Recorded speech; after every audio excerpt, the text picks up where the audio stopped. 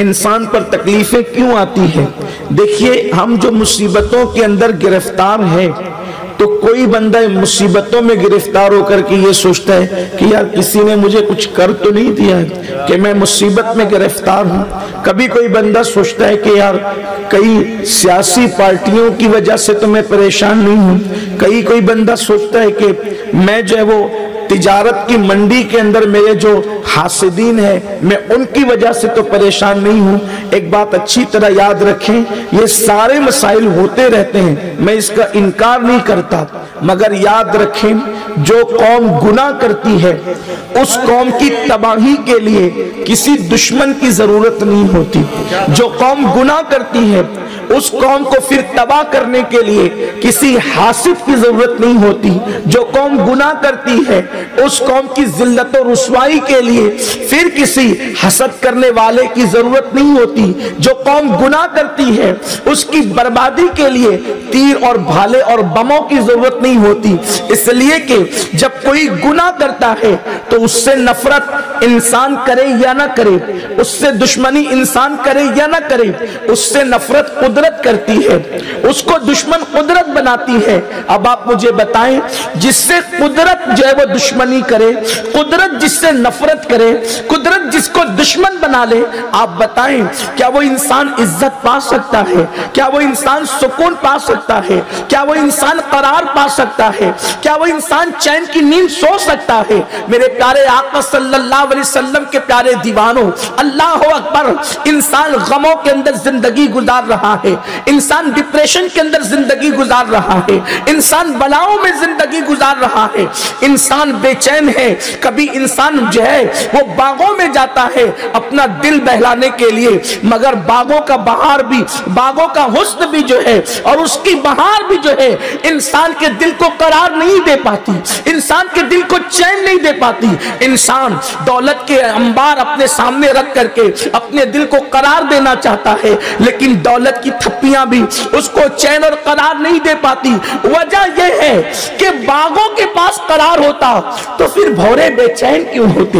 اس لیے کہ آپ تو چند لمحوں کے لیے باغوں میں جا رہے ہیں، لیکن ان بھوروں سے پوچھو وہ بے چین کیوں ہیں؟ میرے پیارے آقا صلی اللہ علیہ وسلم کے پیارے دیوانوں، اگر خوف کا خاتمہ گلستان میں جا کر کے ہوتا تو کلیاں ہر وقت خوف زدہ ہو کر کے اللہ اکبر وہ مضطرب ہو کر کے ڈولتی کیوں نظر آتی ہے؟ پتا چلا کہ اللہ اللہ، نہ گلستان میں چین ہے، نہ غموں کا علاج بہاروں میں ہے، نہ دریاؤں کی سیر میں ہم اپنے دل کو جو ہے خوشیاں عطا کر سکتے ہیں، نہ بستروں پر ہم اپنے آپ کو چین دے سکتے ہیں۔ اچھی طرح یاد رکھنا، خوشی دینے والی ذات کو اللہ کہتے ہیں، عزت دینے والی ذات کو اللہ کہتے ہیں، وقار دینے والی ذات کو اللہ کہتے ہیں، رزق دینے والی ذات کو اللہ کہتے ہیں، عزت دینے والی ذات کو اللہ کہتے ہیں، فقیروں کو بادشاہ بنانے والی ذات کو اللہ کہتے ہیں، ذلیلوں کو تاجدار بنانے والی ذات کو اللہ کہتے ہیں۔ اللہ اکبر، بے قرار دلوں کو قرار عطا کرنے والی ذات کو اللہ کہتے ہیں۔ جب وہ کسی کو چین عطا کرتا ہے تو تپتی ہوئی ریت پر بھی انسان کو سکون کی نیند آتی ہے۔ جب وہ کسی کو قرار عطا کرتا ہے تو بھوکے پیٹ بھی انسان مسکراتا ہوا نظر آتا ہے۔ اللہ جسے دے دے اس کو کوئی محروم نہیں کر سکتا، اللہ جسے محروم کر دے اس کو کوئی عطا نہیں کر سکتا۔ اب پتا چلا ہمارے مسائل کا حل مخلوق کے پاس نہیں ہے، ہمارے مسائل کا حل خالق کی بارگاہ میں ہے۔ میرے پیارے آقا علیہ السلام کے دیوانوں، ہم جو پریشان ہیں، کوئی انسان یہ نہیں کہہ سکتا کہ میں سکون سے ہوں۔ اگر وہ یہ کہہ رہا ہے تو شاید وہ اپنی مشکلوں کو بھول رہا ہے۔ ہر انسان کے ساتھ کوئی نہ کوئی مسئلہ ضرور ہے، ملک کے وزیر سے لے کر کے مزدور تک کے سب کے مسائل ہے۔ خوشیاں لوٹ چکی ہے، چین لوٹ چکا ہے۔ کیوں؟ اس لیے کہ انسان جب گناہ کرتا ہے اور گناہ کرنے پر جب دلیر ہو جاتا ہے، جب انسان پاپ کرنے کا عادی ہو جاتا ہے تو قدرت اس سے چین بھی چھین لیتی ہے، اس سے قرار بھی چھین لیتی ہے۔ اللہ اکبر، کیا وجہ ہے؟ جو گناہ نہیں کرتے، جو گناہ نہیں کرتے وہ اخبار بچھا کر بھی فٹ پاتھ फुटपाथ पे सो जाते हैं, उनको चैन की नींद आती है। और कुछ लोग सिक्योरिटी के अंदर नरम नरम गद्दों पर भी 4-4 नींद की गोलियां खा करके उनको चैन की नींद क्यों नहीं आती। किसी कहने वाले ने कहा है सो जाते हैं फुटपाथ पर अखबार बिछाकर, मजदूर कभी नींद की गोली नहीं खाते। मेरे प्यारे आका सल्लल्लाहु अलैहि वसल्लम के प्यारे दीवानों, आखिर क्या बात है? अल्लाह अल्लाह, बगैर सिक्योरिटी के कुछ लोगों को चैन की नींद आ रही है और कुछ लोगों को एसी और नरम गद्दों पर भी चैन की नींद नहीं आती।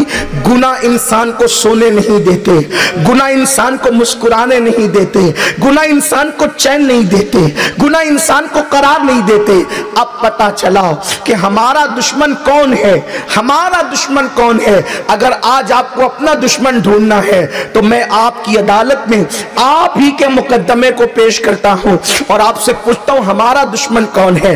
देखो, हम अपना दुश्मन किसको कहते हैं? जो हमसे हसद करके हमारे लिए मुसीबत खड़ी करे उसको हम अपना दुश्मन कहते हैं। जो हमारा चैन छीन ले, जो हमारा करार छीन ले, हम उसको अपना दुश्मन कहते हैं। जो हमारी रोजी में रुकावट बने हम उसको अपना दुश्मन कहते हैं। जो हमारी इज्जतों में रुकावट बने हम उसको अपना दुश्मन कहते हैं। लेकिन आपसे पूछता हूं, जब इंसान गुनाह करता है तो उसे किसी हासिद की जरूरत नहीं। मैं कह चुका, अब जुमले दोहराना नहीं चाहता, वक्त में किल्लत गुफ्तगू मुकम्मल करना चाहता हूं। बारिश का मौसम में चाहता हूं कि जल्दी से अपनी बात मुकम्मल करूं ताकि आप भी अपने घर खैर से पहुंच जाएं और फिर जो लोग मुंतजमीन हैं वो भी मुतमईन हो जाएं ताकि प्रोग्राम खैर से इख्तिताम की तरफ चला जाए। लेकिन आपकी तवज्जो, माओ और बहनों की तवज्जो, याद रखना, कोई हासिद अगर हमसे अपनी रोजी छीनना चाहे नहीं छीन सकता, लेकिन हमारे गुनाह हमारी रोजी हमसे छिनवा देते हैं।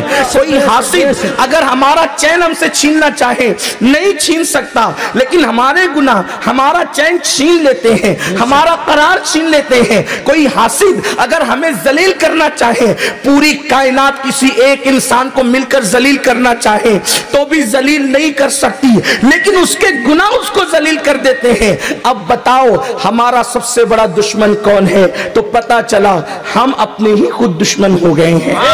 हम अपने दुश्मन खुद ही हो गए हैं। हम गुनाह कर करके अपनी बनी खुद बिगाड़ रहे हैं। मेरे प्यारे आका सल्लल्लाहु अलैहि वसल्लम के प्यारे दीवानों, गुनाहों की दीवारों ने, गुनाहों की दीवारें तामीर करके हमने अपने आप को इतना तबाह किया है, इतना बर्बाद किया है कि बड़े से बड़ा दुश्मन हमें वो नुकसान नहीं पहुंचा सकता था जो नुकसान हमारे गुनाहों ने पहुंचाए हैं। और मैं ये बात पूरे वसूख के साथ कहता हूं, कहानी किस्सा नहीं, अल्लाह के कुरान की रोशनी में कहता हूं, अपने नबी के फरामीन की रोशनी में कहता हूं।